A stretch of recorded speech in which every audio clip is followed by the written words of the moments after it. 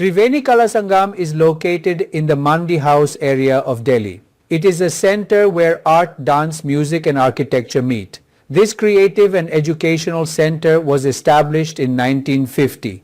Triveni Kala Sangam means the confluence of three arts. These three arts are music, dance and visual arts. In 1977, the complex was expanded. At that time, classrooms, residences for artists and a 200-seat auditorium were built. Later in 2013, the complex underwent renovation to enhance fire safety, beautify the façade and preserve the latticed screens.